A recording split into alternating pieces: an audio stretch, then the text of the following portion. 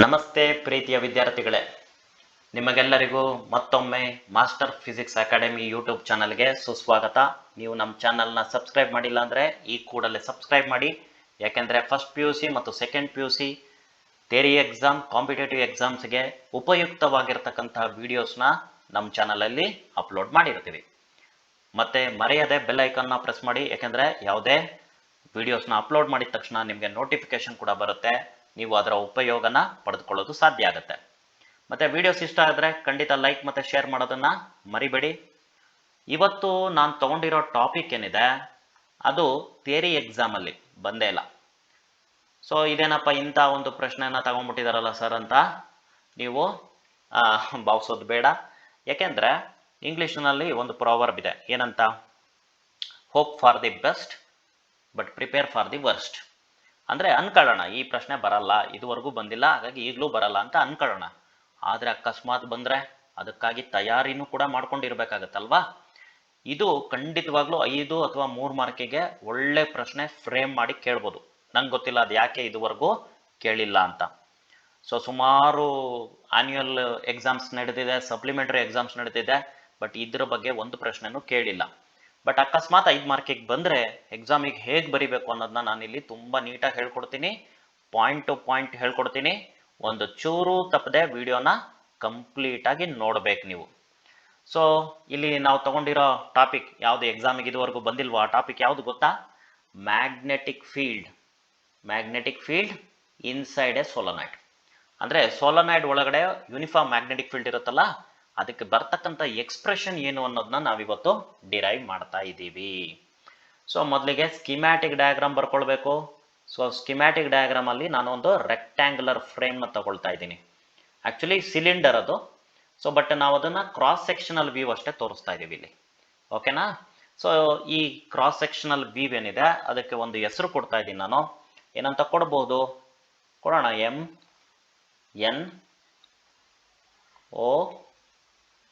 MNOP ಅಂತ ಹೆಸರು ಕೊಡೋಣ. ಯಾವುದೋ ಒಂದು ಹೆಸರು ಕೊಡಬೇಕು, ಜನರಲ್ ಆಗಿ ಕೊಟ್ಟಿದ್ದೀನಿ. ಈಗ ಈ ಯೂನಿಫಾರ್ಮ್ ಮ್ಯಾಗ್ನೆಟಿಕ್ ಫೀಲ್ಡ್ ಇರುತ್ತಲ್ಲ ಇನ್ಸೈಡ್ ದಿ ಸೋಲನಾಯ್ಡ್, ಅದನ್ನು ತೋರಿಸ್ತಾ ಇದ್ದೀನಿ by series of equidistant parallel arrow lines. So magnetic field ಏನಾಗಿರುತ್ತೆ ಇನ್ಸೈಡ್ ದಿ ಸೋಲನಾಯ್ಡ್? ಯೂನಿಫಾರ್ಮ್ ಇರುತ್ತೆ. Along the axis of the solenoid ಇರುತ್ತೆ. ಅದನ್ನು ನಾನು ಈ ಥರ ಚಿತ್ರ ಬರೆದು ತೋರಿಸ್ತಾ ಇದ್ದೀನಿ. ಈ ಥರ ಚಿತ್ರ ಬರೆದು ತೋರಿಸ್ತಾ ಇದ್ದೀನಿ. ನೀವು ಕೂಡ ಇದೇ ಥರ ಬರೀರಿ. ಇನ್ನೊಂದು ಲೈನ್ ಇಲ್ಲಿ ಎಳಿತಾ ಇದ್ದೀನಿ ನಾನು. ಸೊ ನೆಕ್ಸ್ಟ್ ಲೈನ್ ಇಲ್ಲಿ.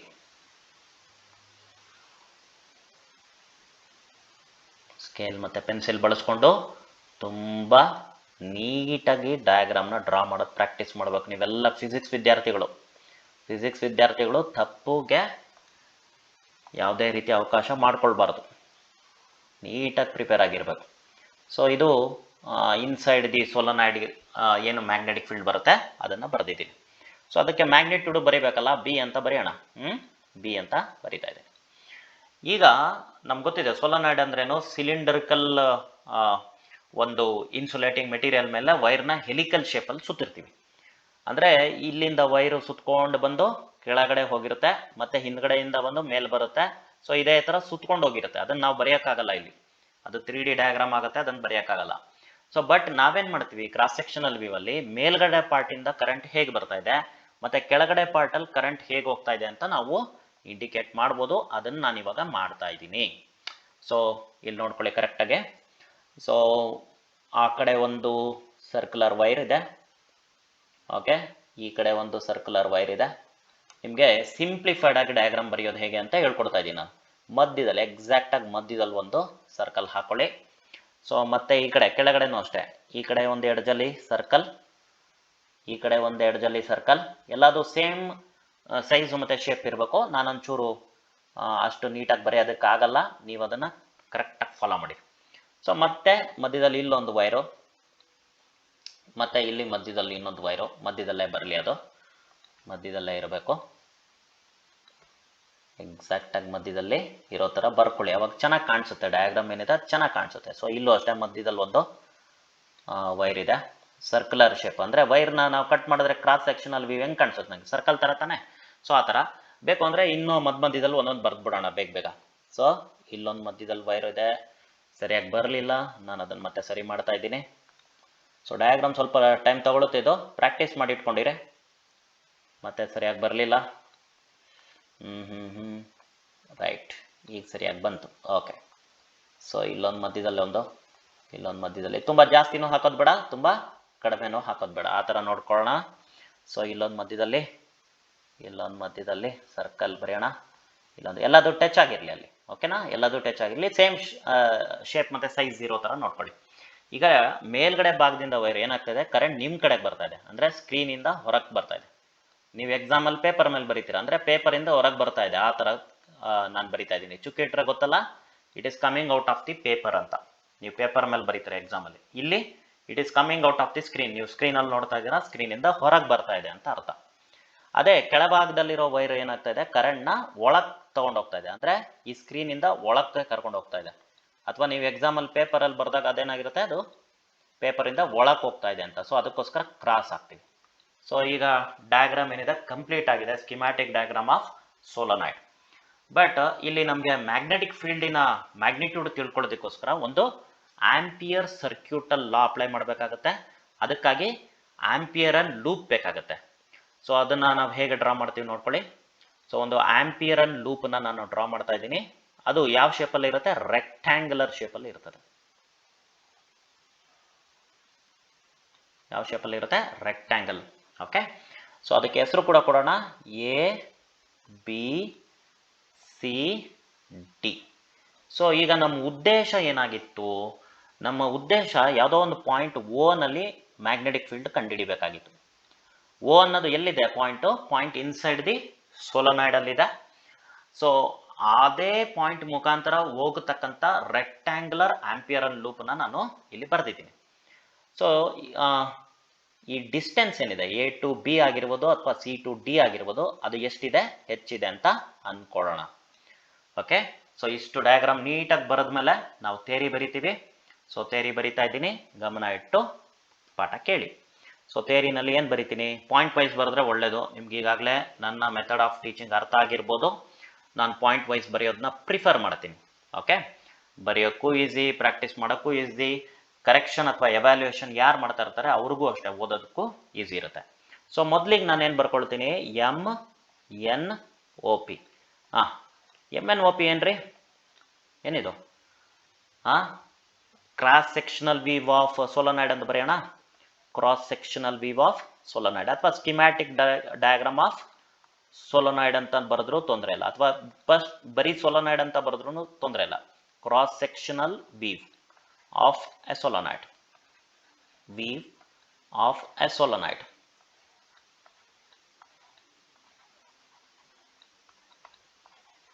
ಓಕೆ, ಸೊ ಈಗ ಮತ್ತೆ ಇನ್ನೇನು ಬರೆಯೋಣ, ಐ ಅಂತ ಬರಿತೀನಿ. ಸೊ ಡಯಾಗ್ರಾಮಲ್ಲಿ ಇಲ್ಲ ಇದು ಮಾಹಿತಿ, ಬಟ್ ಅದು ಕೊಡಬೇಕಾಗುತ್ತೆ. ಏನಿದು, current through the solenoid. Magnetic field ಬರಬೇಕು ಅಂದರೆ ಸೋಲನಾಯ್ಡ್ ಮುಖಾಂತರ ಕರೆಂಟ್ ಹೋಗಬೇಕು. ಹಾಗಾಗಿ ಎಷ್ಟು ಕರೆಂಟ್ ಹೋಗ್ತಾ ಇದೆ ಅನ್ನೋದು ಮಾಹಿತಿ ನಾನು ಕೊಡ್ತಾ ಇದ್ದೀನಿ. I, current through the solenoid. Right, ಈಗ ಇನ್ನೊಂದು ತುಂಬ ಇಂಪಾರ್ಟೆಂಟ್ ಪ್ಯಾರಾಮೀಟರ್ ಬಗ್ಗೆ ಮಾಹಿತಿ ಕೊಡ್ತಾ ಇದ್ದೀನಿ. ಏನದು, ಎನ್.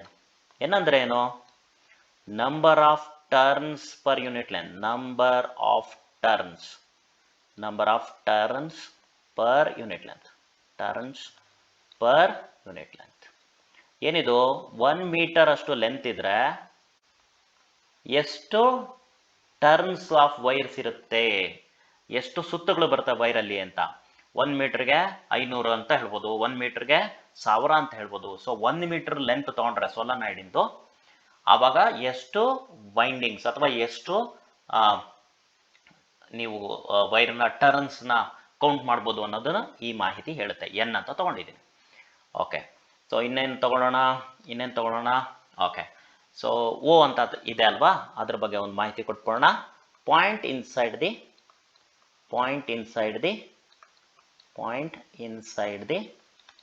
ಸೋಲನಾಯ್ಡ್. ಸೊ ಇಲ್ಲಿ ಸೋಲನಾಯ್ಡ್ ಅಂತ ಹೇಳ್ತಾ ಇದ್ದೀನಿ, but you could have used long solenoid ಅಥವಾ ಐಡಿಯಲ್ ಸೋಲನಾಯ್ಡ್. ಈ ವರ್ಡನ್ನ ನಾವು ಬಳಸ್ಕೋಬೋದಾಗಿತ್ತು, ಲಾಂಗ್ ಅಥವಾ ಐಡಿಯಲ್. ಸೊ ಅದು ಹೇಳಲಿಲ್ಲ ಅಂದ್ರೂ ತೊಂದರೆ ಇಲ್ಲ, ನಮಗೆ ಡಿರೈವೇಷನ್ಗೆ ಮತ್ತು ಕಾನ್ಸೆಪ್ಟ್ಸಿಗೆ ಬರೋದು ಇದೊಂದೇ, ಲಾಂಗ್ ಅಥವಾ ಐಡಿಯಲ್. ಅಂದರೆ ಅರ್ಥ ಏನು, ಲೆಂತ್ ತುಂಬ ಜಾಸ್ತಿ ಇರುತ್ತೆ compare to its radius. So radius of solenoid ಏನಿದೆ ಅದು ಕಡಿಮೆ ಇರುತ್ತೆ, ಅದರ ಲೆಂತ್ ಏನಿದೆ ಜಾಸ್ತಿ ಇರುತ್ತೆ, ಅದನ್ನು ನಾವು ಲಾಂಗ್ ಸೋಲನಾಯ್ಡ್ ಅಂತೀವಿ. ಯಾಕೆ ಈ ಥರ ತಗೊಳ್ತೀವಿ, ಅಕಸ್ಮಾತ್ ನೀವು ಹೇಳಲಿಲ್ಲ ಅಂದ್ರೂ ತೊಂದರೆ ಇಲ್ಲ ಎಕ್ಸಾಮಲ್ಲಿ. ಸೊ ಯಾಕೆಂದರೆ ಸಿಲೆಬಸಲ್ಲಿ ಇರೋದು ಅದೊಂದೇ ಥರದ ಸೋಲನಾಯ್ಡ್. ಸೊ ಯಾಕೆ ಅದನ್ನು ತಗೊಳ್ತೀವಿ ಅಂದರೆ ಕೆಲವು ಫೀಚರ್ಸ್ ಇದೆ ಅದಕ್ಕೆ. ಏನೆಲ್ಲ ಫೀಚರ್ಸ್ ಇದೆ, ಓಕೆ, ಫಾರ್ ಲಾಂಗ್ ಸೋಲನಾಯ್ಡ್, ಆ ಫೀಚರ್ಸ್ನ ಇಲ್ಲಿ ಬರಿತಾ ಇದ್ದೀನಿ ನೋಡಿ. ಫಾರ್ ಲಾಂಗ್ ಸೋಲನಾಯ್ಡ್ ಅಥವಾ ಬರೀ ಜಸ್ಟ್ ಸೋಲನಾಯ್ಡ್ ಅಂತ ಬರೀರಿ, ತಪ್ಪೇನಾಗಲ್ಲ. ಫಾರ್ ಲಾಂಗ್ ಸೋಲೆನಾಯ್ಡ್, ಓಕೆ, ಏನೇನು ಗೊತ್ತಿದೆ ಅದನ್ನು ಬರಿತಾ ಇದ್ದೀನಿ. Magnetic field inside the magnetic field inside is uniform, inside is uniform and is along the axis of the solenoid, ಇದಾಗಲೇ ನಾವು ಡಯಾಗ್ರಾಮಲ್ಲಿ ತೋರಿಸ್ಬಿಟ್ಟಿದ್ದೀವಿ. ಮ್ಯಾಗ್ನೆಟಿಕ್ ಫೀಲ್ಡ್ ಏನಿದೆ ಅದು ಇನ್ಸೈಡ್ ಯೂನಿಫಾರ್ಮ್ ಇದೆ ಮತ್ತು and it is along the Axis, ಅಂದರೆ ಅದರ ಡೈರೆಕ್ಷನ್ ಏನಿದೆ Axis of the ಸೋಲನಾಯ್ಡ್ ಏನಿರುತ್ತೆ ಆ ಥರ ಡೈರೆಕ್ಷನಲ್ಲಿದೆ ಆಕ್ಸಿಸ್ ಆಫ್ ದಿ ಸೋಲನಾಯ್ಡ್. ಮತ್ತು ಔಟ್ಸೈಡ್ ದಿ ಸೋಲನಾಯ್ಡ್ ಏನಿರುತ್ತೆ ಅದು ಫಾರ್ ಐಡಿಯಲ್ ಕೇಸ್, ಆ್ಯಕ್ಚುಲಿ ಇರುತ್ತೆ ಚೂರು magnetic field, but for ideal case ಅಥವಾ ಲಾಂಗ್ ಸೋಲನಾಯ್ಡ್ ಅಂತ ತೊಗೊಂಡಾಗ 0 ಅಂತ ಬರಿತೀವಿ. So magnetic field outside the solenoid is 0. Magnetic field outside the solenoid is 0.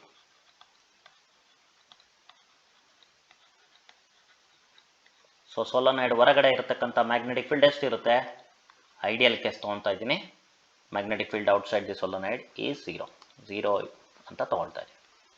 Okay, so ಇವೆರಡು ಫೀಚರ್ಸ್ ಬರುತ್ತೆ ಲಾಂಗ್ ಸೋಲನಾಯ್ಡ್ಗೆ, ಆವಾಗ ಮಾತ್ರ ನಮಗೆ ಡಿರೈವೇಷನ್ ತುಂಬ ಸಿಂಪ್ಲಿಫೈಡ್ ಆಗಿರುತ್ತೆ.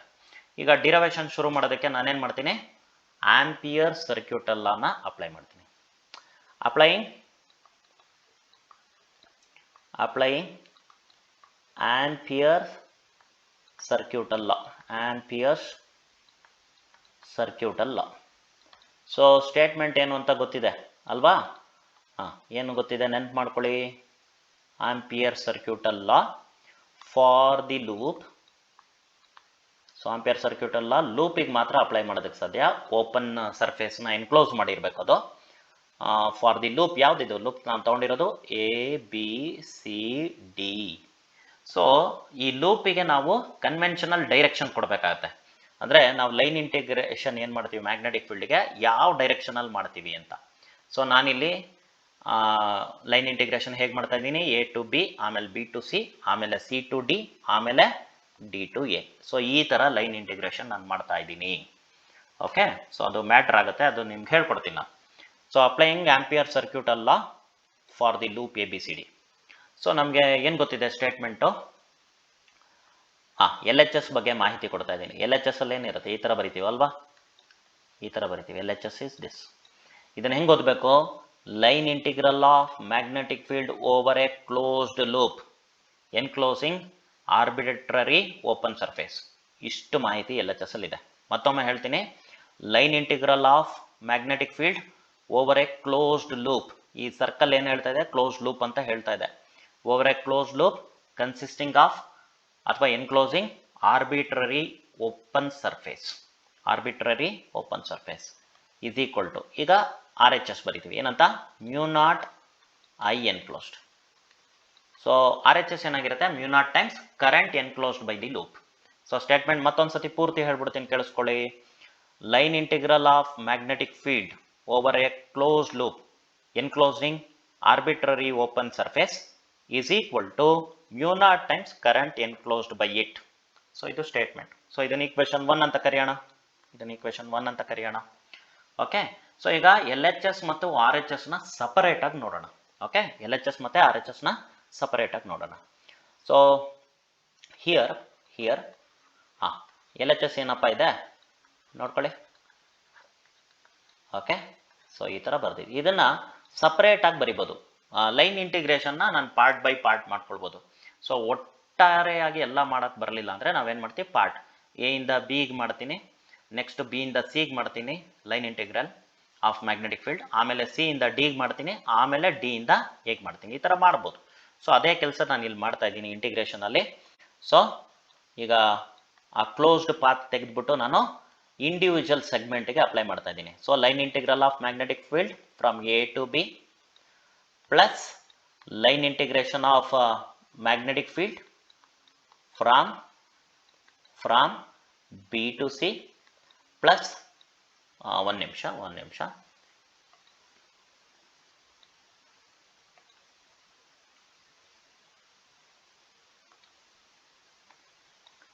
plus line integration of magnetic field, okay, line integration of magnetic field from C to D plus ಮತ್ತೆ ವಾಪಸ್ A ಗೆ ಬರಬೇಕು, line integration of magnetic field from D to A. So ಇಷ್ಟು ಪಾರ್ಟ್ಸ್ ಥರ ಮಾಡಿದ್ದೀನಿ, 4 parts ಮಾಡಿದ್ದೀನಿ ಅಲ್ವಾ.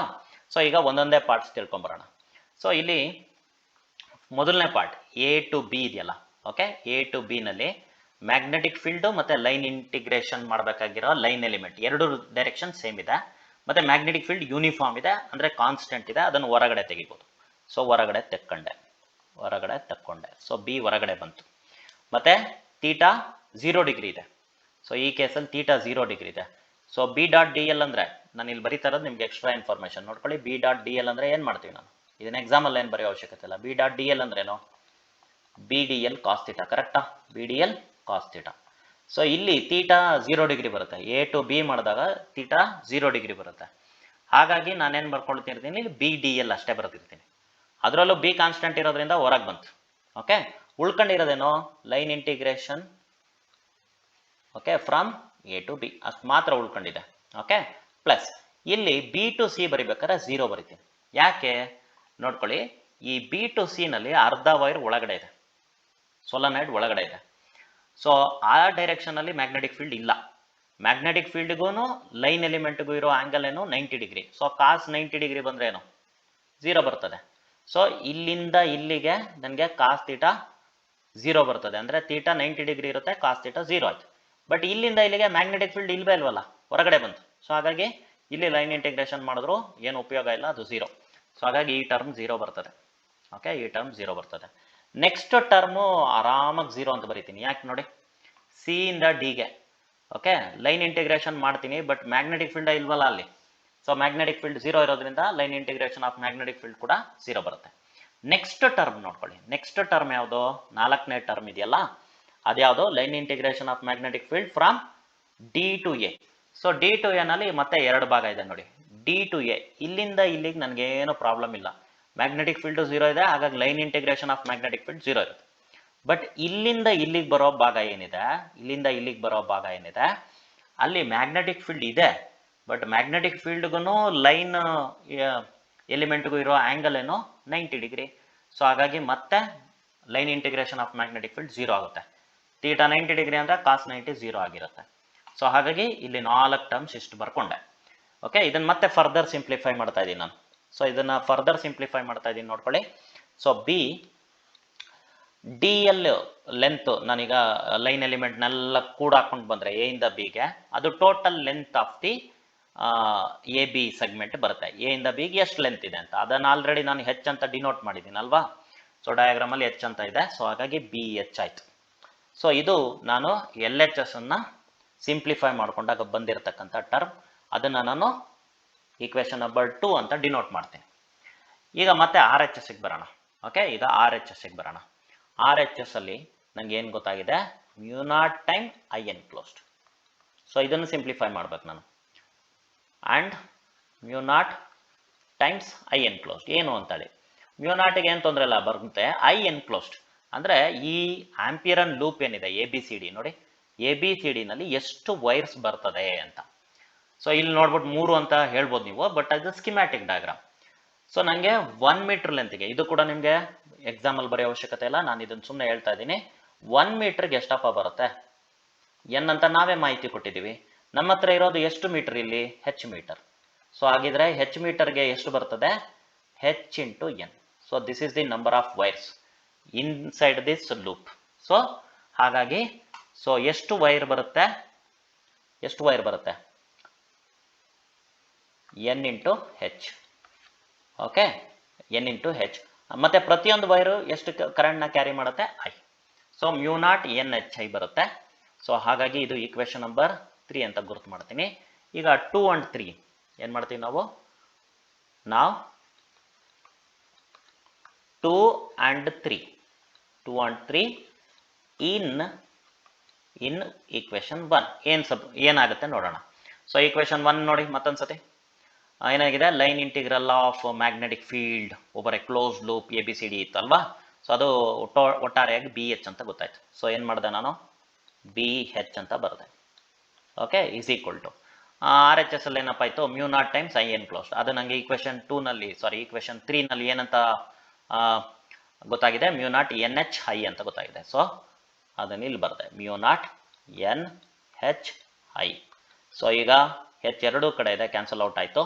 ಸೊ ಫೈನಲಿ ನನಗೆ magnetic field inside the solenoid ಏನಿರ್ತದೆ, ಮ್ಯೂ ನಾಟ್ ಎನ್ ಐ ಅಂತ ಗೊತ್ತಾಯ್ತು, mu naught N I. So ಇದಕ್ಕೆ ಫೈನಲ್ ಇಕ್ವೇಷನ್ ಅಂತ ಅಂದ್ಕೊಳ್ಳೋದು ಬೇಡ, ಬಟ್ ಇದು ಫೈನಲ್ಕಿಂತ ಮುಂಚೆ ಇನ್ನೊಂದು ಬಂದಿದೆ. ಓಕೆ, ಇನ್ನೊಂದು ಈಕ್ವೇಷನ್ ಬಂದಿದೆ, ಇಂಪಾರ್ಟೆಂಟ್, ಇದು ನಿಮ್ಗೆ ಗೊತ್ತಿರಬೇಕು. ಸೊ ಈ ಈಕ್ವೇಷನ್ನ ನಾನು ಈಕ್ವೇಷನ್ ನಂಬರ್ 4 ಅಂತೀನಿ.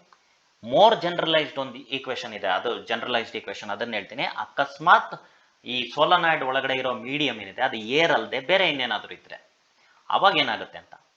ಸೊ ಆವಾಗ ನಾನು ಅದನ್ನು ಮೋರ್ ಜನರಲೈಸ್ಡ್ ಫಾರ್ಮ್ಯಾಟಿಗೆ ತರೋಕ್ಕೆ ಇಷ್ಟಪಡ್ತೀನಿ. For medium other than air, medium other than air, other than air ಬಿಟ್ಟು ಬೇರೆ ಏನಾದರೂ ಮೀಡಿಯಂ ಇದ್ರೆ ಸೋಲನಾಯ್ಡ್ ಒಳಗಡೆ, ಓಕೆ, ಅದರ ರಿಲೇಟಿವ್ ಪರ್ಮಿಯಬಿಲಿಟಿ ಎಷ್ಟು ಅನ್ನೋದು ಬೇಕಾಗುತ್ತೆ. ಅದನ್ನು ಮ್ಯೂ ಆರ್ ಅಂತ ಇಟ್ಕೊಳ್ಳೋಣ. Having relative permeability, relative permeability.